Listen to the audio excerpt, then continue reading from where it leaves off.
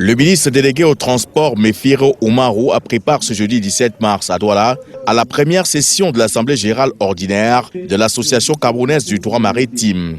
Un cadre technique d'échange et de concertation pour une meilleure connaissance du droit maritime.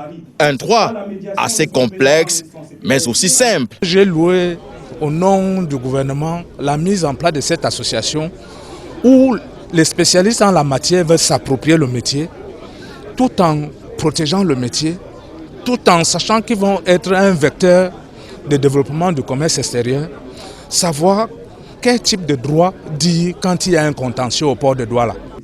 Autorisée le 3 décembre 2015, l'Association camerounaise du droit maritime entend mettre toutes les intelligences à contribution pour faciliter le transport par bateau des marchandises, mais aussi et surtout pour élaborer et vulgariser les réformes à l'instar de celles apportées au nouveau code communautaire de la marine marchande de la CEMAR. Uniquement pour le transport international de marchandises, nous avons près de 5 conventions internationales qui cohabitent et pas toujours de façon pacifique. S'y retrouver, c'est comme chercher une aiguille dans une botte de foin. Et quand on n'a pas l'expertise adéquate, on a tout fait de perdre son latin en la matière. Nous sommes là dans le cadre de nos missions qui reviennent au CNCC, à savoir la défense des intérêts des chargeurs sur toute la chaîne du commerce international. Je remercie d'ailleurs tous les membres fondateurs qui ont porté leur choix sur ma personne. Pour avoir plus de visibilité et faire entendre sa voix à l'international, l'Association camerounaise du droit maritime va prendre part du 3 au 6 mai 2016 à New York à la prochaine Assemblée générale du Comité maritime international.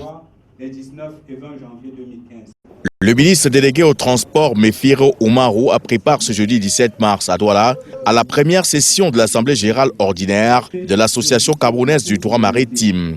Un cadre technique d'échange et de concertation pour une meilleure connaissance du droit maritime.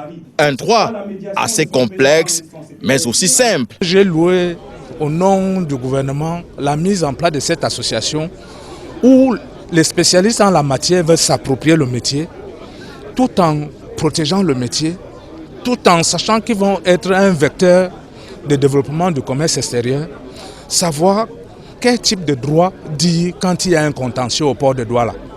Autorisée le 3 décembre 2015, l'Association camerounaise du droit maritime entend mettre toutes les intelligences à contribution pour faciliter le transport par bateau des marchandises, mais aussi et surtout pour élaborer et vulgariser les réformes à l'instar de celles apportées au nouveau code communautaire de la marine marchande de la CEMAR. Uniquement pour le transport international de marchandises, nous avons près de 5 conventions internationales qui cohabitent et pas toujours de façon pacifique.